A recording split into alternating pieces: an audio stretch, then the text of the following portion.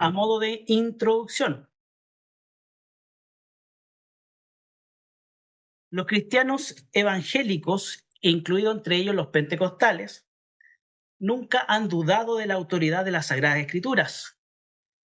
Sin embargo, existen muchas preguntas que surgen a través de la lectura de la Biblia. Entre ellos, ¿qué relación existe entre el Antiguo Testamento y el Nuevo Testamento? ¿Qué relación existe entre los diversos pactos?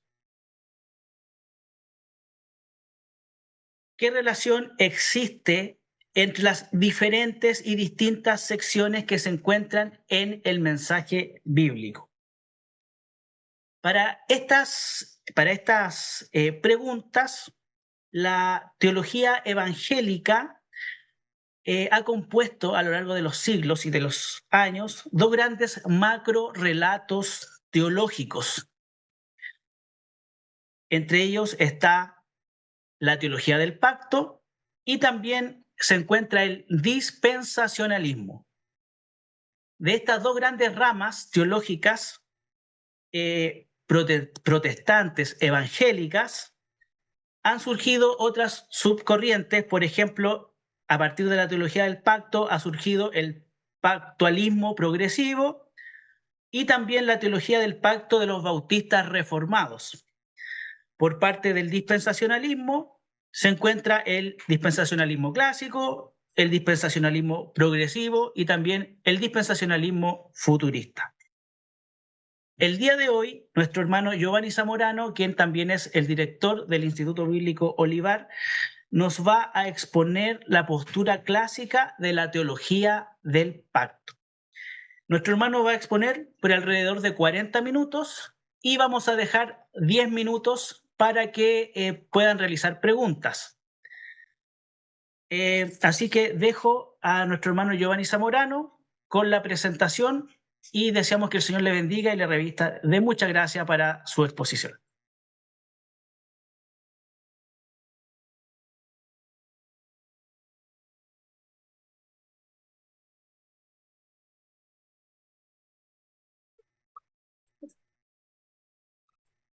Hermanos, que el Señor les bendiga. Es para nosotros como Instituto Bíblico un placer tenerles junto a nosotros. Y tal como decía nuestro hermano Dani, hoy hablaremos de algo súper importante que tiene que ver con la teología clásica del pacto. Voy a proyectar acá, denme un segundo, por favor. A ver si...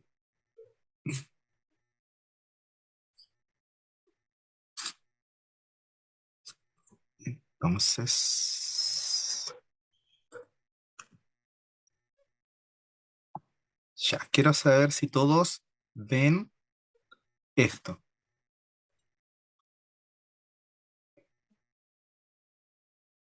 ¿Logran ver si alguien me puede decir? Si alguien, ya, ok, bien. Vamos a dar comienzo entonces a esta clase. La teología del pacto es importante por tres grandes razones. La primera es que su importancia radica en que Cristo Jesús explicó su propia muerte en términos de un pacto durante la última cena. Entonces, para trabajar con esto, yo le voy a pedir a algún hermano que me lea 1 Corintios 11, 25. Necesito que todas las personas que estén en esta clase estén con sus Biblias, con un cuadernito, anotando algunos textos bíblicos que quiero compartir con ustedes. Entonces, si alguien tiene por ahí 1 Corintios 11, 25, si lo puede leer, para que compartan también con nosotros y participen en esta clase, ¿ya? La idea es que todos participemos acá. 1 Corintios 11, 25. Si alguien lo tiene, lo puede leer. Amén. Sí, dale nomás, hermano. Asimismo, tomó también la copa después de haber cenado, diciendo: esta copa es el nuevo pacto en mi sangre. haced esto todas las veces que lo bebieres en memoria de mí. Exacto. Si se fijan ahí, eh, el apóstol Pablo tomando este evento de la cena de nuestro Señor Jesucristo, lo que nosotros conocemos como última cena, dice que el Señor dijo, "To- esta copa es el pacto, el nuevo pacto en mi sangre".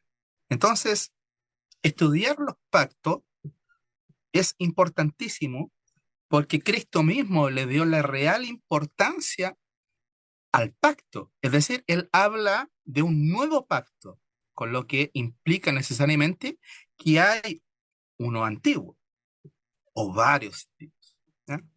Número dos, la frecuencia bíblica.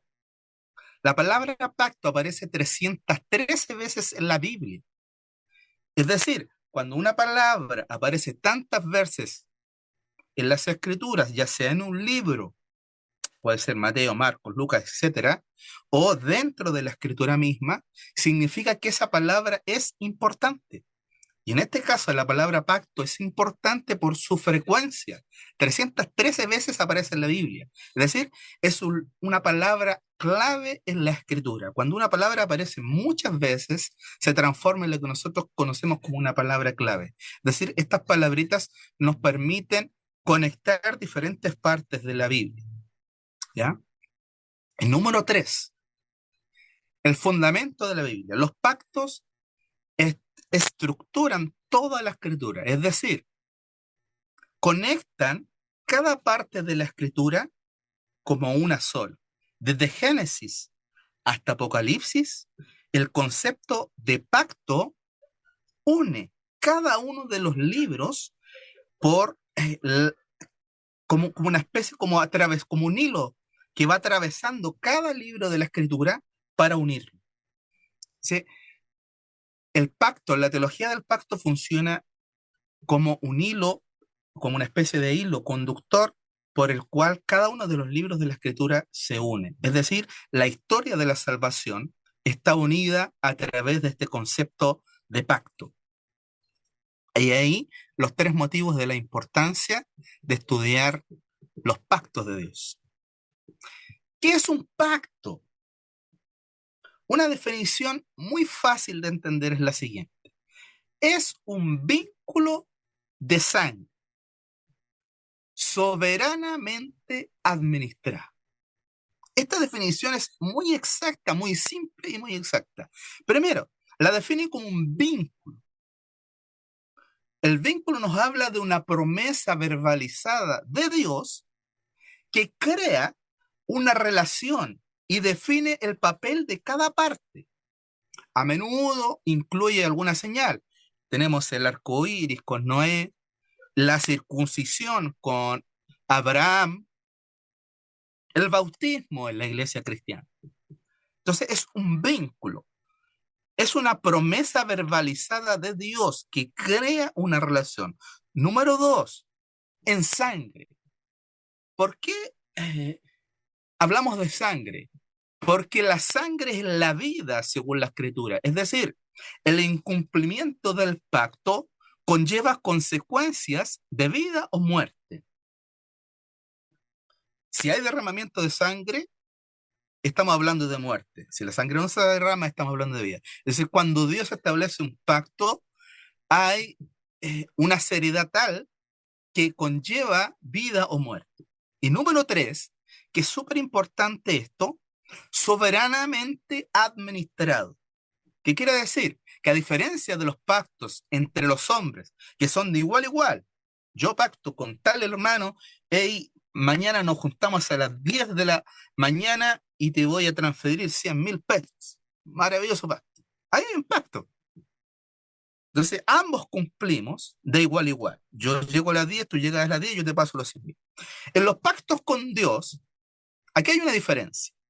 Él es quien establece e impone los términos de manera soberana. El hombre de ninguna forma negocia acá. Es Dios quien pacta con el hombre y el hombre no pacta con Dios.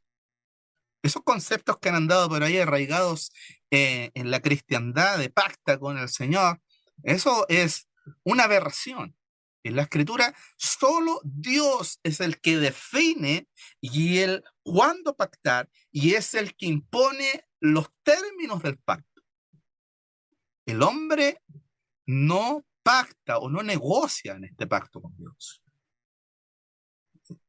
Entonces, la definición es una definición muy simple: un vínculo, algo que está arraigado, algo que está, digamos, unido. Dios se une con el hombre, Dios se une con el hombre en esto. Es un vínculo de sangre, porque las consecuencias pueden ser de vida o muerte, soberanamente administrado, porque solamente es Dios, Él, el Eterno, el que impone, el que establece cuándo es el pacto y el que impone los términos del pacto. Veamos entonces los pactos que menciona la Escritura. En primer lugar, tenemos que reconocer que hay tres pactos generales.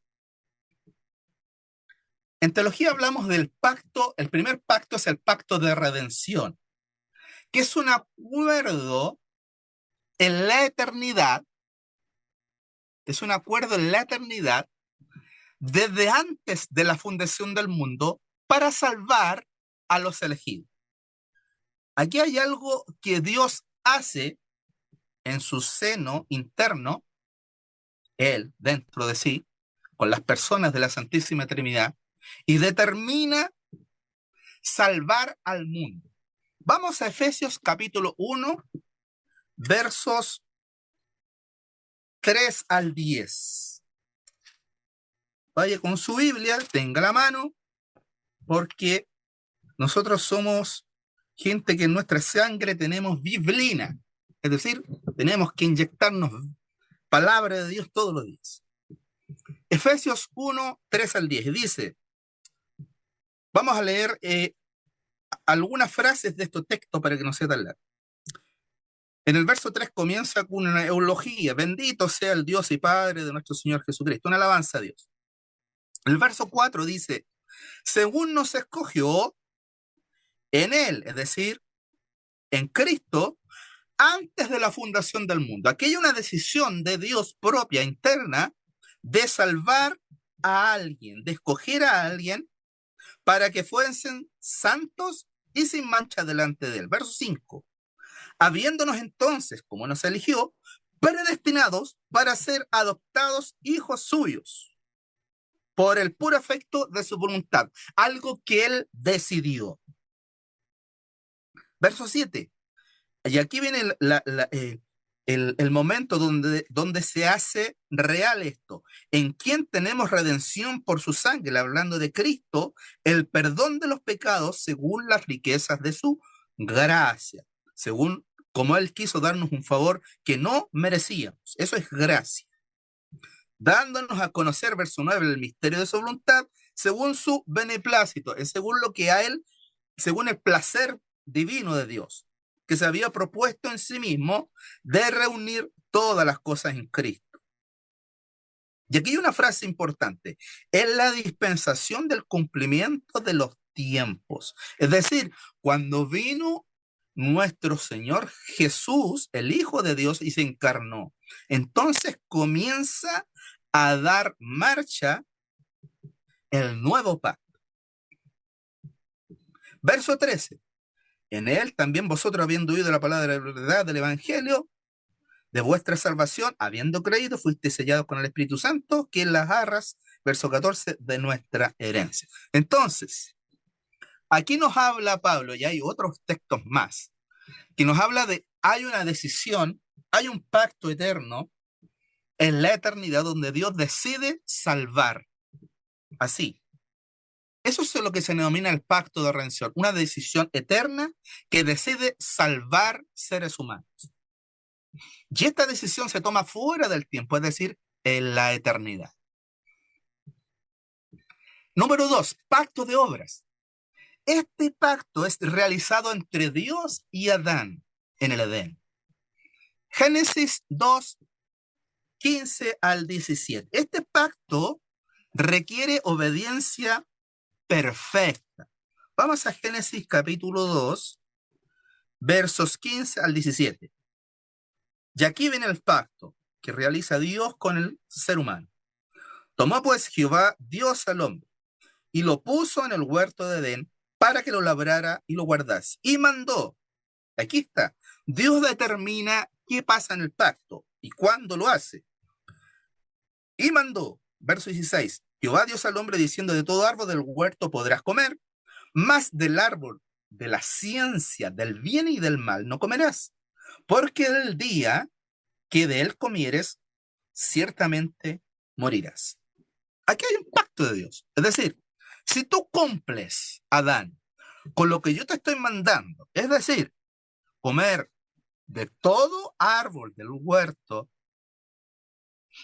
más del árbol de la ciencia del bien no comer, porque si no vas a morir, porque esto es un pacto de sangre también, no va a pasar nada. Es decir, la bendición mía va a estar contigo. Pero si tú pecas, es decir, si tú comes de lo que yo te estoy prohibiendo, si tú haces lo que yo te prohíbo, entonces va a venir el castigo. Entonces, este es el primer pacto que Dios hace con el hombre. Y si nota usted, lo hace cuando Dios determina hacerlo, en el momento que Él quiere, y Él impone las directrices del pacto. Número 3, pacto de gracia. El pacto de gracia es la manifestación histórica del pacto de redención hacia los hombres. Note arriba el primer pacto, pacto de redención. Ese pacto se transforma, por decirlo de alguna manera, en pacto de gracia cuando se manifiesta históricamente en los hombres. Este pacto se basa, y todos los pactos se basan en la gracia divina, porque tras la caída, el hombre ya no puede agradar a Dios por sus propias obras. Este pacto de gracia abarca desde el pacto con Adán, que sería el pacto de obras, pasando por el pacto noético, pacto con Abraham, pacto con Moisés, pacto con David, hasta el nuevo pacto. Es decir, abarca desde la promesa en Génesis 3:15 hasta todo lo que encontramos en el nuevo pacto. Veamos qué dice Génesis 3:15. Dice, y pondré enemistad entre ti y la mujer, y entre tu simiente y la simiente suya, esta te herirá en la cabeza y tú le herirás en el calcañar. Después, en el nuevo pacto, encontramos en Gálatas 3:16 al 18, Gálatas 3:16 al 18 lo siguiente. Dice Pablo, a Abraham fueron hechas las promesas y a su simiente. Ahí nos encontramos en el pacto abrámico. No dice a las simientes, como si hablase de muchos, sino de uno, a tu simiente, la cual es Cristo. Entonces, y vemos más. Romanos 16:20. También aquí tenemos otra referencia que puse acá. Romanos 16:20. Ya casi en la salutación de la carta. Dice,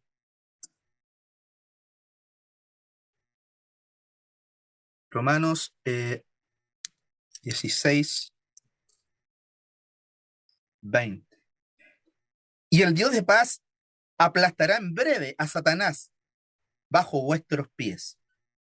¿Qué les recuerda eso? Génesis 3:15, el origen, donde Dios le dice a Adán que su simiente en singular aplastará la cabeza. Dios dice ahí en simiente en singular aplastará la cabeza de la serpiente. ¿Cuál es la diferencia entre golpear en el talón y golpear la cabeza? Golpear en el talón es una herida que no es de muerte, pero golpear la cabeza necesariamente habla de una herida de muerte. Es decir, lo que está diciendo ahí en Génesis 3:15, que la herida que pueda proporcionar la generación o la descendencia de la serpiente va a ser una herida que no va a ser definitiva. Sin embargo, la herida que la simiente única, que es nuestro Señor Jesucristo, sobre la simiente de la serpiente es, podríamos decir, de muerte, grave, total. ¿Bien? Entonces, tenemos tres pactos. Número uno, pacto de redención. Un acuerdo que es en el seno de la Trinidad, que ellos estipulan salvar a algunas personas, a los seres humanos. Número dos, pacto de obras. Es el primer pacto que realiza Dios y Adán, que requiere obediencia perfecta. Número tres, pacto de gracia. Es cuando este pacto de redención, que se acordó fuera del tiempo, empieza a caminar dentro del tiempo, comenzando por el pacto de obras con Adán, pasando por el pacto con Noé, con Abraham, con Moisés, con David, hasta el nuevo pacto. Sigamos. Ya, hay tres cosas importantes que debemos considerar para los pactos.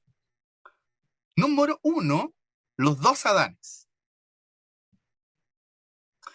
Adán, el de Génesis capítulo 3, representa el pacto de obras, la vieja creación. Su desobediencia, ¿qué trajo? Maldición y muerte a todos los hombres. Ese es lo que se denomina el primer Adán. Número dos, Cristo. A Cristo se le denomina el segundo Adán. Él es el representante del pacto de gracia, de la nueva creación. A través de su obediencia, no de la mía, y de su resurrección, nos ofrece a nosotros, pobres pecadores, bendición y vida eterna.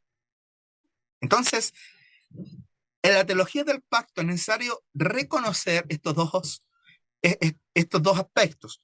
El primero, el Adán histórico, que sería el Adán primigénico, que sería el original, que representa el pacto de obras, y la vieja creación, cuya desobediencia trajo maldición y muerte, y el número dos, el segundo Adán, que es mejor que el primero, que representa el pacto de gracia, y la nueva creación, que con su obediencia y resurrección ofrece bendición y vida.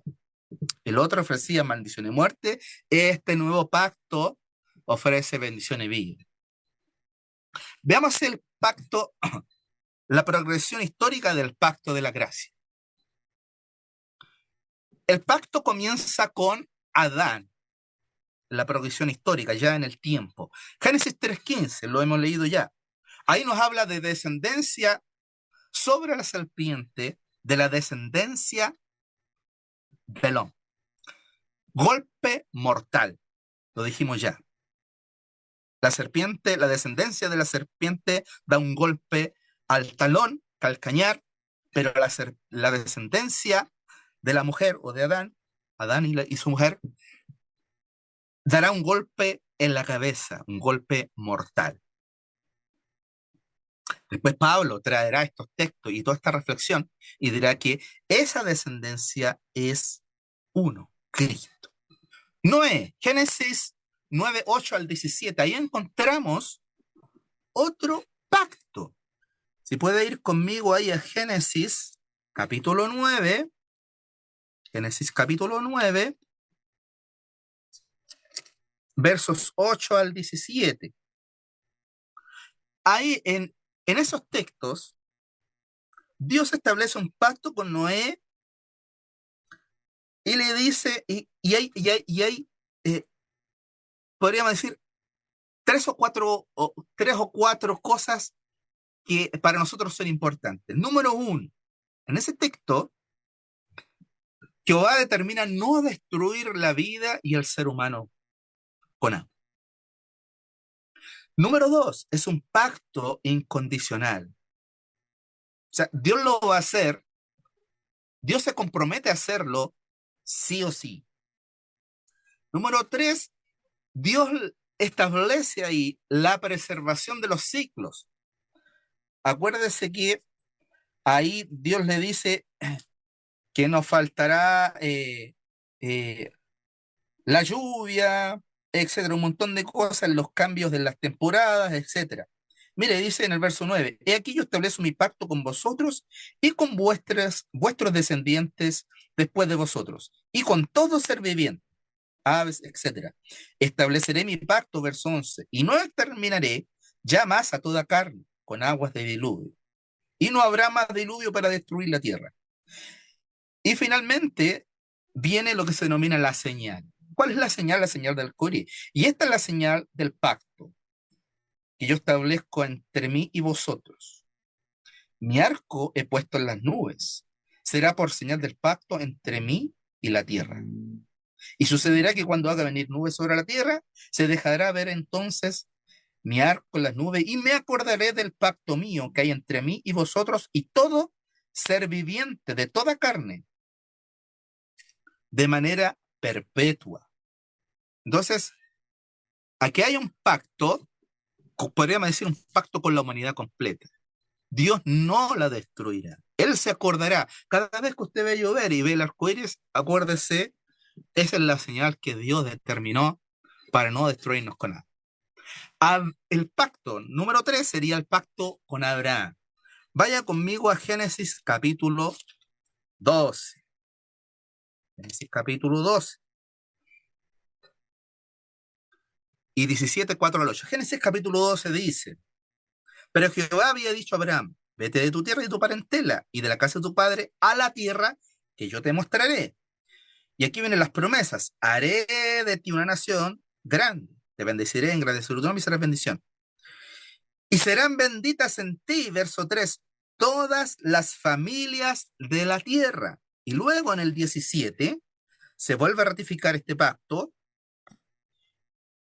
Y en el verso 4 le dice, y aquí mi pacto es contigo, con Abraham, y serás padre de muchedumbres de gente. Verso 5, te he puesto por padre de muchedumbres de gente, te multiplicaré en gran manera, verso 6, y haré naciones de ti, y reyes saldrán de ti, y estableceré, verso 7, mi pacto entre mí y ti, y tu descendencia, después de ti, en sus generaciones, por pacto perpetuo, es decir, eterno, para ser tu Dios y el de tu descendencia después de ti. Y te daré a ti y a tu descendencia después de ti la tierra que moras, toda la tierra de Canaán en heredad perpetua, y seré el Dios de ellos. En cuanto a ti, guardarás mi pacto tú y tu descendencia después de ti por generaciones. Y este será mi pacto, verso 10, será circuncidado todo varón de entre vosotros. Circuncidaréis pues la carne de vuestro prepucio y será por señal. La circuncisión no es el pacto, la circuncisión es la señal visible del pacto que Dios establece con Abraham. Entonces, le dice finalmente en el verso 11, y será por señal del pacto entre mí y vosotros. Es decir, el pacto de bendición a su descendencia y una bendición a todas las naciones. Lo que hace Pablo ahí es traer este texto, que después lo vamos a conversar, y habla de una descendencia en singular. Con Moisés, pacto número 4, con Moisés, Éxodo 34, 27 al 28. Vaya conmigo a Éxodos 34. Éxodos 34. Éxodos 34. 24. Aquí está. Dice así. Y dijo Jehová a Moisés, escribe tú estas palabras, porque conforme a estas palabras he hecho pacto contigo y con Israel. Y él estuvo allí con Jehová 40 días y 40 noches, no comió pan ni bebió agua. Y escribió en tablas las palabras del pacto, los 10 mandamientos, y aconteció, y ahí todo lo que sabemos de lo que pasó en este episodio. Entonces, Dios establece también un pacto con Moisés y el pueblo de Israel. Israel pasa a ser su pueblo propio. Las normas, la normativa del pacto, las directrices del pacto son la ley, con promesas de una tierra perpetua. Número 5, pacto davídico, pacto con David. Y aquí nos tenemos que ir a segunda de Samuel, capítulo 7, versos 8 al 16. Voy a leer algunas frases de aquí. 10 dice, yo fijaré lugar a mi pueblo Israel. Se está conectando, se nota que se está conectando con la promesa hecha a Abraham aquí. Yo fijaré a mi pueblo Israel y lo plantaré en esa tierra que le había prometido a Abraham, para que habite en su lugar y nunca más sea removido, nunca más sea removido. Luego le dice a David que le haría casa, verso 11, verso 12. Hay una promesa y yo levantaré después de ti a uno de tu linaje, el cual procederá de tus entrañas y afirmaré su reino. Por eso en la teología que había, la teología del segundo templo, podríamos decir lo que estaba antes de que naciera Jesús, uno de los requisitos que se nombra o que se habla en la teología de los judíos anteriores a cuando ya nace el cristianismo, era que el Mesías tenía que ser de la casa de David, es decir, del linaje de David venía el Mesías. Y esas frases son interpretaciones de este texto que hemos leído. Porque después de ti, le dice, de tu linaje, de tus entrañas, yo afirmaré el reino. Él edificará casa de mi nombre y yo afirmaré para siempre el trono de su reino. Para siempre el trono de su reino. ¿Qué pasó con el hijo de David, Salomón? Su reino fue dividido. Sin embargo, Dios mantuvo ahí algo y finalmente los judíos fueron llevados cautivos. Esa historia usted la sabe. Pero Dios tenía que ser fiel a sus promesas. Por eso, la esperanza del Mesías. Yo le seré al Padre y él me será a mi hijo. Si seré mal, yo le castigaré con vara de hombres y con azote de hijo de los hombres. Pero mi misericordia no se apartará de él como la aparté con Saúl. Y será afirmada tu casa y tu reino. Note, frases, para siempre delante de tu rostro. Y tu trono será estable eternamente. O sea, esa promesa fue dada a David. Sin embargo, esta promesa de una casa eterna, de un reino eterno, fue como, podríamos decir, como que fue quitado de él. Porque recordemos que Israel y Judá fueron llevados cautivos. O sea, podríamos decir que casi se acaba Israel.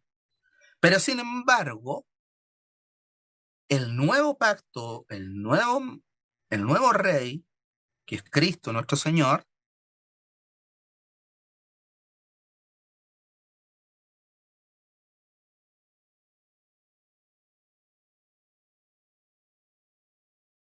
entonces ahí tenemos los 5 pactos de la progresión histórica. Y finalmente el último es el nuevo pacto. Ahí tenemos que anotar como 6 el nuevo pacto. Es decir, Adán, Noé, Abraham, Moisés, David y Jesús, el pacto que hizo Jesús, que sería el nuevo pacto. Tendríamos 6. 6 pactos que se han dado en la historia, o sea, en el tiempo. Recordemos que el primer pacto se dio en la eternidad, luego viene Adán, Noé, Abraham, Moisés, David y Cristo con el nuevo pacto. Y ahí tendríamos 7. Las divisiones generales que se hacen a los pactos es antiguo pacto, nuevo pacto. Es decir, es como nuestra Biblia. Está dividido en el Antiguo Testamento y el Nuevo Testamento. El Testamento también significa pacto. El Antiguo Pacto incluye las promesas hechas desde Adán hasta David. Incluye a Adán, Noé, Abraham, Moisés, David, con la esperanza del cumplimiento en el futuro Mesías. Nuevo Pacto es el punto culminante donde todas las promesas finalmente se cumplen a través de la muerte y resurrección de Jesús. Es decir, todas las promesas que tenemos de Adán, por ejemplo, una descendencia que da golpe mortal a la descendencia de la serpiente, se cumple en Cristo.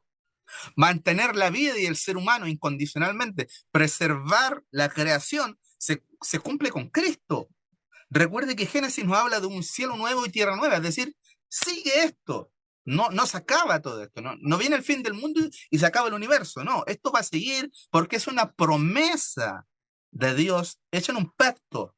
La bendición de una bendición a todas las naciones, no se cumple en la historia de Israel, sino con Cristo, porque el Evangelio, Jesús le dice a sus apóstoles, dice, id primero a Jerusalén, Judea, Samaria y hasta lo último de la tierra.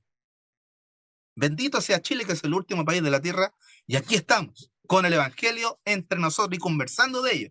Entonces, esa bendición a todas las naciones la cumple Cristo. Casa eterna, perdón, Moisés, pueblo propio, ley, bendición de una tierra. Esto se cumple también en Cristo. El pueblo, recuerde que el apóstol Pedro dice que ahora la iglesia, los creyentes, son, ¿quiénes son? Son el pueblo sacerdocio santo, un reino. Leámoslo aquí en la epístola del apóstol Pedro. Esta carta tan maravillosa, la primera carta del apóstol Pedro, muy poco predicada, pero una carta fantástica. Dice acá el apóstol Pedro, oh, se me perdió la carta.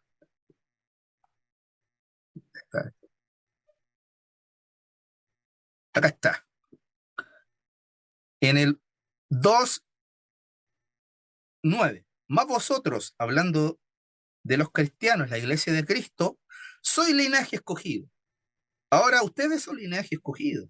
Ustedes son el real sacerdocio, el que debe interceder ante Dios. Ustedes son la nación santa. Ustedes son el pueblo adquirido por Dios. ¿Para qué? Con una misión. Para que anuncien las virtudes de aquel que los llamó de las tinieblas a su luz admirable. Porque vosotros en otro tiempo no eréis pueblo, pero ahora sois pueblo de Dios. Entonces, en Cristo se cumplen las promesas mosaicas y en Cristo se cumplen las promesas de David. Casa eterna, reino eterno. ¿Quién establece un reino eterno? Cristo. Reinará junto al Padre por la eternidad. Recuerde que después del milenio viene la eternidad.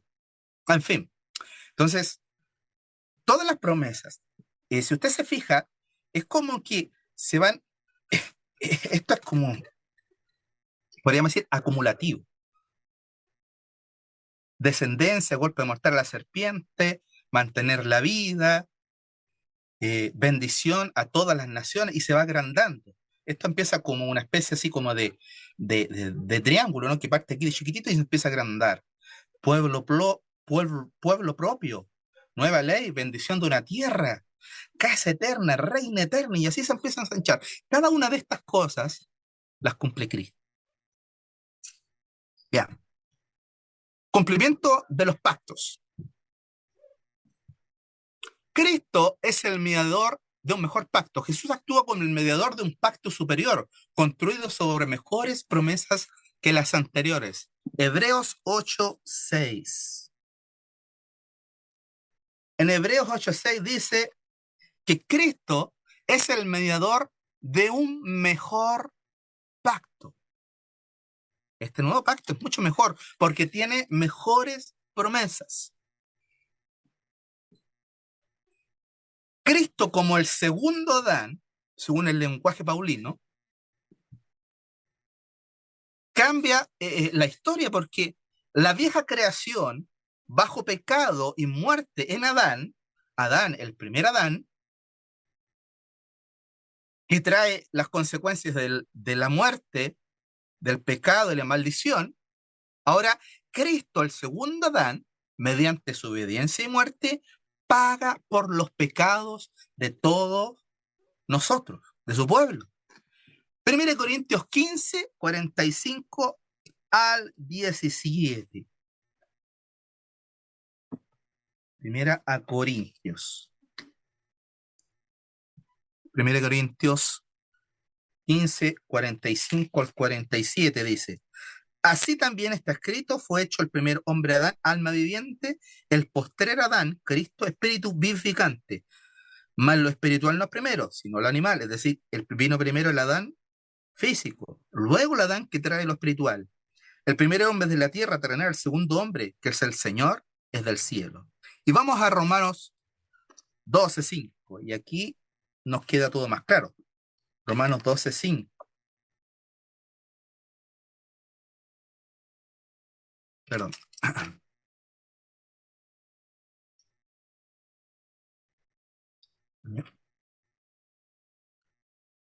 Eres al revés, la cita. Romanos 5:2.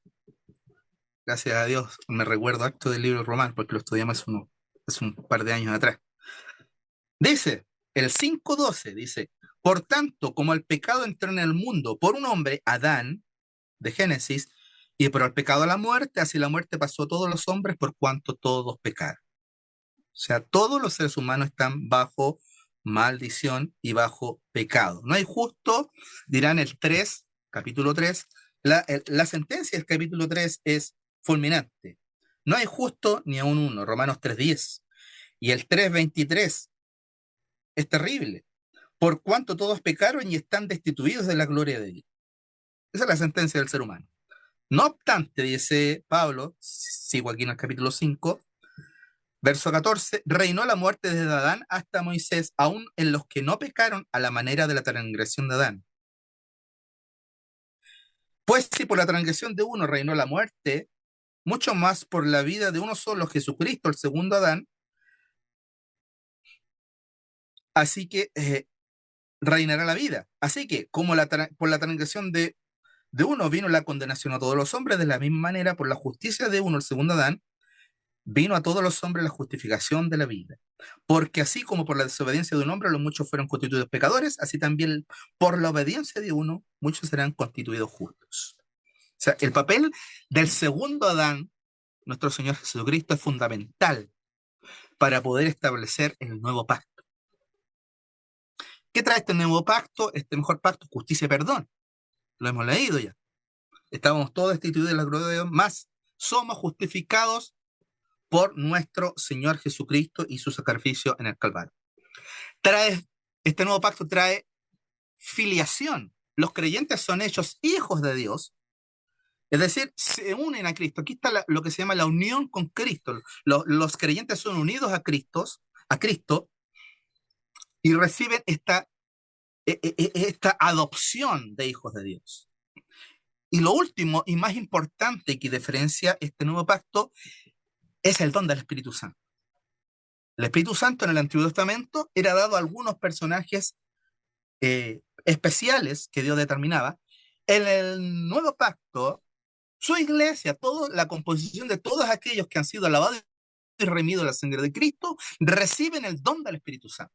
El Espíritu Santo es la señal y el sello del Nuevo Pacto. Efesios 1, 13, 14. Vamos a Efesios 1, 13, 14. Dice, voy a leer solamente algunas cositas. Según nos escogió en el antes de la fundación del mundo, habiéndonos predestinado para ser adoptados hijos suyos. Ahora somos hijos. Ahí, ¿en quién tenemos? Verso 7, redención por su sangre, perdón de los pecados. Y en el verso 13, aquí está, en él también vosotros, habiendo oído la palabra, habiendo creído en él, fuiste sellados con el Espíritu Santo de la promesa, que es las arras de nuestra herencia hasta la redención de la posesión adquirida para la alabanza de su gloria. Las arras quería decir, es como para que usted lo entienda, es como una especie de anticipo. Yo me gano en mi trabajo, supongamos que gano 500.000 pesos, y yo pido un anticipo de 50 lucas. O sea, a mí me dan 50 lucas, pero sé que a fin de mes me van a dar los 450 que me faltan para completar los 500. Cuando habla de arras, esa palabra ahí, arras, significa un anticipo, un pequeño anticipo, como una degustación de algo para lo que se viene. Exacto. Señales y sellos. Hermano Jovi, ¿Sí? ¿sí? Estamos con el tiempo cumplido, ¿se puede ir concluyendo? Ya. Vamos a terminar aquí a terminar con el bautismo.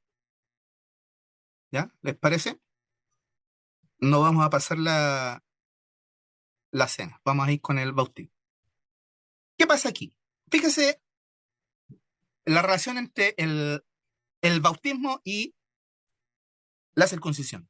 En el Antiguo Pacto, y el libro de Hebreo lo llama sombra, y el Nuevo Pacto, cumplimiento de esa sombra, o la realidad, lo real de esa sombra, Fíjense, en el antiguo pacto, ¿cuál era la señal? La circuncisión, el pacto que se hizo con Abraham.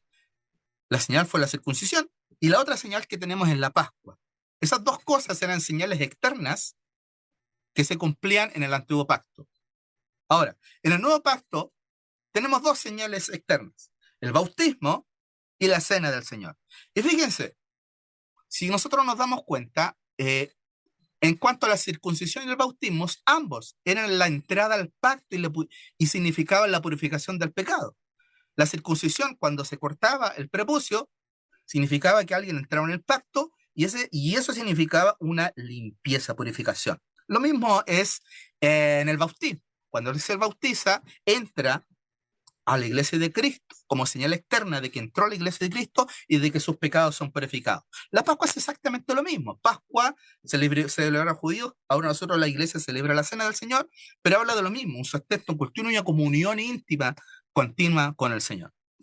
Entonces, y aquí tenemos que hablar de nuestros dos sacramentos. Los sacramentos son definidos como sellos y señales externas de una realidad espiritual interna. Señal. ¿Qué significa señal? Señal, algo que apunta a las promesas, como el perdón de los pecados y la unión con Cristo. Sello.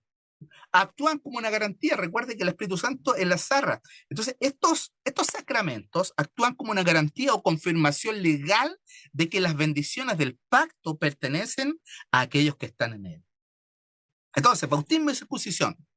Ambos ritos simbolizan la muerte al pecado y la resurrección o la entrada a una nueva vida. Esto lo enseña Pablo en Colosenses 2, 11 al 2. Ahí dice literalmente que el bautismo es la circuncisión de Cristo. Y aquí hay algo súper importante, y esto yo quiero que usted no se lo olvide. Los pactos nunca son individuales, son familiares. Así como la circuncisión y el pacto de Adán era con Adán y su descendencia, el pacto con Abraham era con Abraham y su descendencia, el pacto con Moisés era con Moisés y el pueblo y su descendencia, con David era con David y su descendencia. Los pactos, así, la circuncisión, este sello externo se aplicaba a todos los hijos en el antiguo pacto. Es decir, yo como padre de familia era circuncidado y todos mis hijos, porque mi familia estaba dentro del pacto. Yo estaba en el pacto así como mi familia. Y el bautismo se aplica a los creyentes y a sus familias en el nuevo pacto. Pedro confirma esto en Hechos 2, 38 al 39. Esto es irrefutable. Al decir, la promesa es para vosotros y para vuestros hijos. Porque el principio de familia está en todos los pactos. No es posible que en el nuevo pacto no esté este sello familiar, este sello de yo y mi descendencia, mis hijos. Siempre está. Siempre ha estado desde el primero hasta el nuevo pacto. Tú y tus hijos, tú y tu casa. Bien. Preguntas. Ahora sí, preguntas, mis hermanos. Vamos a dejar de compartir para que podamos tener un tiempo de preguntas. Tenemos 10 minutitos Me para que tienen que podamos avisar para compartir. que yo los desmutee, porque están Eso, muteados. sí, por favor. Dani es el que maneja el tema ahí.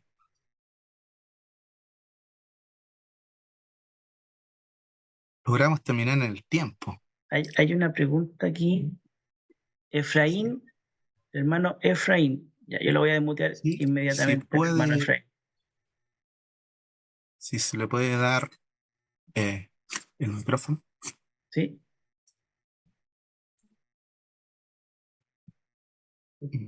Ahí está. Sí. Hola, buenas noches, hermano Buenas noches, mi Gonzalo, hermano. Señor le bendiga. Gonzalo, entiendo. Em, a ver, yo entiendo que hay algunas corrientes de iglesias que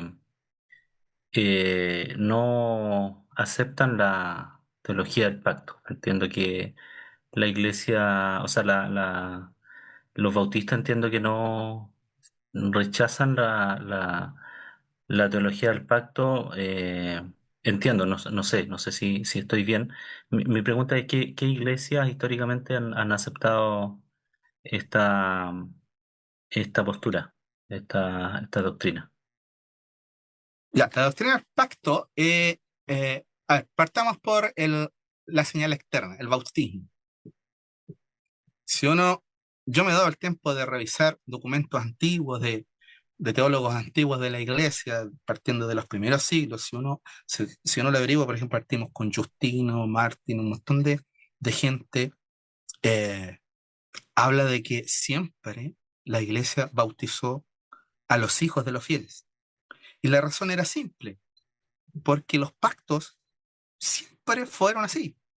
Siempre fueron yo y mis hijos, yo y mi descendencia, tú y tu descendencia. Esa frase, tu descendencia, si usted lee cada uno de los pactos, está siempre. Tú y tu descendencia, tu familia, tú y tu familia, tú y los que vienen detrás de ti. Adán, con Moisés, con todos, es así. Entonces, cuando la iglesia comienza a bautizar, hace exactamente lo mismo. Bautiza no solamente al creyente, sino que bautiza a la familia. Y ahí viene el problema que existe ahora, que en ese tiempo no se daba tanto en los comienzos de la iglesia, la responsabilidad de los padres. O sea, si yo llegaba al Evangelio, mi principal responsabilidad, antes que incluso que la iglesia, era mi responsabilidad sobre mi familia. Que mis hijos entendieran, escucharan las escrituras, que la aprendieran, y cuando ellos fuesen grandes ya tenían el derecho por decirlo, a seguir la fe. La mayoría la seguía, pero era una responsabilidad mía como padre. O sea, hoy en día se bautiza y los papás nos hacen responsables de enseñar el Evangelio a sus hijos. Eso es un problema de la iglesia, es un problema de eso. Entonces, los bautistas no creen en esto porque, primero, ellos están asociados a lo que yo denomino el individualismo, que el individualismo es una tendencia más bien de carácter filosófico. El yo, el concepto de individuo, es pone al ser humano como alguien solo, yo y la existencia. Por ejemplo, Heidegger habla del Dasein como un ser que está en el momento viviendo, pero solo. Entonces, esto, toda esta filosofía, podríamos decir, se materializa en el cristianismo y se mete ahí, y ya no hay el concepto de familia, de responsabilidad del padre, de la madre, se transforma en algo, si yo creo, es decir, yo tengo que llegar a la edad que yo puedo decidir, y entonces decido si sirvo a Cristo o no. Entonces, por eso que el bautista no acepta la teología propiamente tal del pacto, porque para aceptarla usted tiene que aceptar que tiene una connotación familiar. Y el Giovanni, bautista ¿sí? sí, volviendo un poco a la pregunta del hermano Efraín, serían entonces la iglesia histórica, ¿cierto? Las que están dentro de la teología del pacto, anglicanos, luteranos, presbiterianos, metodistas. Sí, toda esa iglesia histórica, si ustedes se fijan, la mayoría bautizan a sus hijos, porque aceptan en cierto grado y de ciertas maneras, no todas con la misma forma, eh, la teología del pacto. Y históricamente lo han aceptado todas, porque todas bautizan a sus familias. Perfecto. Hermano Entonces, Giovanni, eso. tenemos una pregunta ahora. Vamos a dejar al hermano Jeremías ¿Sí? Ramos con una pregunta. Hola hermano, buenas noches. Buenas noches. Quería, quería hacerle una pregunta respecto justamente, siguiendo con ese tema del bautismo de niños. Bueno, siguiendo desde una perspectiva arminiana, por ejemplo, nosotros hablamos de que sobre la gracia previniente que está en todos los seres humanos, pero en Ajá. algunos casos, algunos hermanos mencionan que el bautismo de niños simplemente una presentación delante de Dios. Entonces, respecto a lo que hablamos de la teología del pacto, ¿en cuál de los dos cabría en este caso? ¿Sería simplemente una presentación o sería una entrada al pacto en los casos Ya. de la iglesia arminiana, por ejemplo, que siguen esta perspectiva arminiana? Eh, a ver, eso de la presentación de niños en la iglesia, la documentación de la iglesia no existe. No hay ni un dato que jamás en la historia de la iglesia en la historia de la iglesia no hay datos que hablen de una famosa que hoy en día está muy famoso, porque en la iglesia arminiana y la mayoría de que son de tendencia arminiana, se ha cambiado el bautismo de niños por presentación de niños. Lo he escuchado muchas veces. Vamos a presentar al niño ante Dios. Y aquí se acogen al texto donde Jesús fue presentado, ¿no? ¿Te acuerdas que Jesús fue presentado? Ya. Pero eso no tiene nada que ver con el bautismo. La iglesia jamás, en la historia, jamás, créame, jamás utilizó la presentación de niños. Eso es algo que la verdad que yo estoy totalmente desinformado de quién inventó eso de la presentación. No sé de dónde viene. No he podido ver rastrear hacia dónde, hasta dónde viene eso. Pero eso debe ser muy actual, porque en los padres de la iglesia no existe tal cosa. Por eso que en las iglesias históricas, incluso la iglesia católica y todas las iglesias históricas, la metodista pentecostal, siguiendo esta misma tradición, no presenta niños. Nosotros bautizamos niños, porque eso es lo que debe ser. Si yo ya soy cristiano, mis hijos tienen que son parte del pacto. Cuando nace mi hijo, es parte del pacto. Por lo tanto, yo lo llevo y lo bautizo, porque la entrada en el pacto es el bautismo. ¿Me entiendes? De la iglesia jamás presentó niños. Eso es algo que seguramente nació hace muy poco. Alguien puso ahí algo. Claro, los metodistas sí bautizan niños. Claro, nosotros bautizamos niños porque seguimos la tradición de la iglesia histórica. O sea, la iglesia desde un principio bautizó niños. Y nosotros los metodistas pentecostales y las iglesias históricas seguimos bautizando niños. Porque es lo que debe ser. Porque es lo que la iglesia ha mantenido desde que nació. Tú y tu casa, tú y tu descendencia, tú y tu familia. Cuando está ahí Pedro, está en el famoso discurso ese, habla ahí, en el libro de los Hechos, que esta bendición es para ti y para toda tu casa, para tu familia, para tu descendencia. Lo habla ahí. Entonces, eso es lo que la iglesia ha mantenido por siglos. Históricamente pasa lo siguiente. En primera instancia, los creyentes se convertían todos con sus hijos, con todo. Eh, entonces, no habían, podríamos decir que cuando empiezan a llegar gente solitaria, o sea, claro, se bautizaban ellos, porque todavía no estaban casados. Pero cuando una persona tenía sus hijos, su esposa, incluso en ese tiempo, si alguno tenía esclavos, eran bautizados hasta los esclavos. ¿Sí? No sé si respondo a esa pregunta. Alguien levantó la mano también.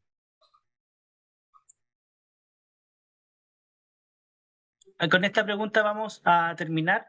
La pregunta es de la hermana Marcela. Ya puede desmutearse, hermana Marcela. Ahí está lista. Ahí estoy. Ya, hola, buenas noches. Perdón por no prender la cámara. Estoy con problemas aquí con el celular. Pero era un poco en referencia a lo que se estaba hablando acerca del bautismo de los niños, que a mí me parece súper interesante. Es un tema que hemos abordado muchas veces. Y yo, en lo personal, me parece que es muy bonito que los niños se bauticen. Siguiendo un poco el tema de la tradición, ¿no? Como bien decía nuestro hermano Giovanni. Pero me parece que es más interesante el relato que nuestros pastores ofrecen en la liturgia de ese sacramento, que es un sacramento tan especial y que entiendo yo que es más, orientado hacia los padres que hacia el mismo niño. Y, Sí. y que muy pocas veces se cumple. Yo soy, nacida en el Evangelio, tengo más de 50 años, y he visto con mis ojos muchas veces familias completas llegar con niños vestidos de blanco, con fiestas en sus casas, preparando el asado, y resulta que todo lo que prometieron en el altar no se cumplió nunca, nunca se ha cumplido, Exacto. porque no son capaces jamás.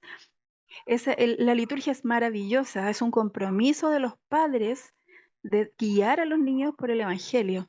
Y muchas veces llega gente que ni siquiera es cristiana. Y que claro, nuestros pastores, no sé en el Olivar todavía, porque yo llevo poco tiempo en el Olivar, pero lo vi muchas veces en mi antigua iglesia, mi iglesia madre, que llegaban vecinos incluso nuestros pastores le ponían la mano con agüita encima y era todo un show de fotos y ropa linda, pero que finalmente eso se pierde porque esos niños nunca fueron a la iglesia. Así que yo creo que hay que darle una vuelta a eso, si me pareciera, en mi humilde opinión. Eso, no me voy a quedar con esto porque eso lo he visto toda mi vida en la iglesia. Así que Le gracias por respondo, la oportunidad.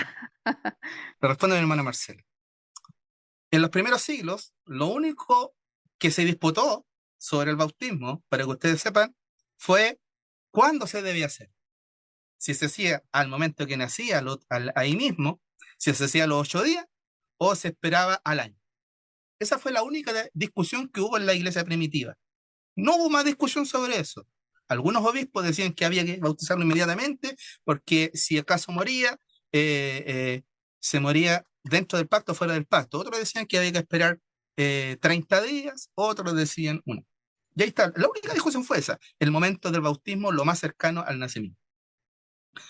Pero había algo súper importante.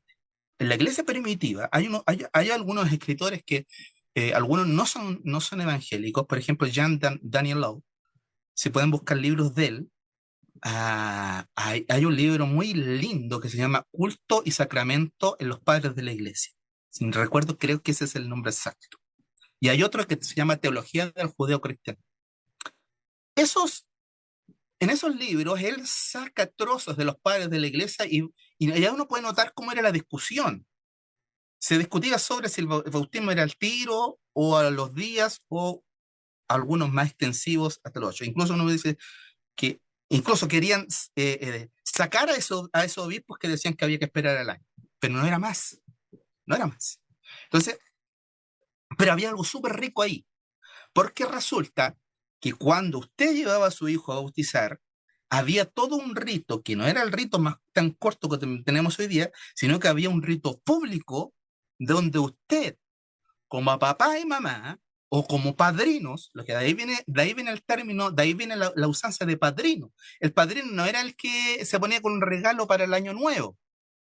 No, señores. El padrino era originalmente uno que se ponía al lado del niño para enseñarle el camino del Señor. Es decir, usted se ponía frente a toda la iglesia en un servicio público y usted se comprometía, ya sea como papá y mamá, ya sea como padrino, a enseñarle el camino del Señor a sus hijos. Era un compromiso. El bautismo era un compromiso, no era una fiesta.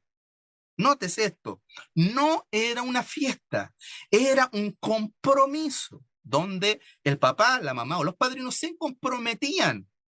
Y ocurría lo siguiente, los obispos se preocupaban de que eso se hiciese efectivo. Es decir, había algo que a nosotros no nos gusta, que es había una especie de control. Es decir, ellos verificaban, los obispos, que los papás y las mamás o los padrinos de los niños se preocuparan de enseñarles el camino del Señor. ¿Cómo se veía esto? Que llevaran a los niños a la iglesia, que lo hicieran participar en las clases de catecismo de los infantes, que los papás fueran creyentes de verdad.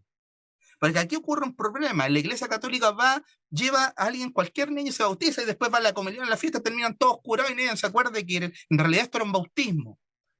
Se le perdió el valor a este rito tan hermoso, se le perdió el valor del compromiso del papá y de la mamá de enseñarle el camino. Entonces la iglesia, los obispos no eran tan como hoy día, eran los pastores y obispos eran un poco más, podríamos decir un poquito más rígidos, y verificaban efectivamente que el papá estuviese enseñando a los hijos. ¿Y cómo se hacía esto? Interrogando a los niños, preguntándoles cosas, y ahí se verificaba si el papá y la mamá estaban cumpliendo su misión o los padrinos estaban cumpliendo la misión de enseñarles el camino a los hijos que eran del pacto.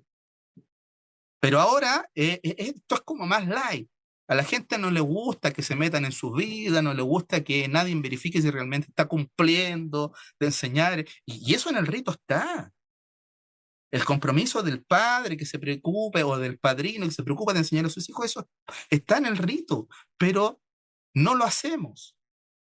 Porque ¿y qué pasa? Sobre todo en la Iglesia Católica, se bautizan, padres bautizan niños que a veces no son ni católicos, que no van ni a misa.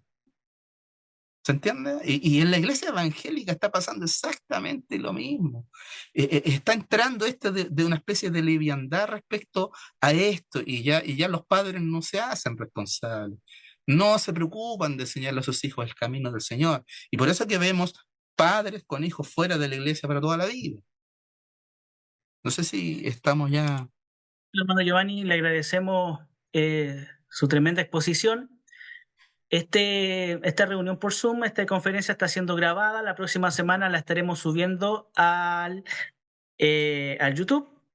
Así que si quiere repasar alguna información que se le quedó o que tuvo que, no sé, salir por algún momento, la puede revisar. La vamos a estar subiendo también con un enlace al Instagram. Y dado que han salido muchas preguntas acerca del bautismo, justamente el día de ayer estábamos conversando con el hermano Giovanni y él está preparando un artículo que se va a publicar dentro de las próximas semanas en nuestra página del Instituto Bíblico Olivar, en la sección de artículos, donde tal vez podamos leer, entender y aprender más detalladamente acerca de este elemento tan importante del bautismo, del cual nos damos cuenta que hay hartas consultas. Para concluir, vamos a pedirle a nuestro hermano Isaac Angulo, yo lo voy a desmutear para que él nos pueda despedir con una oración.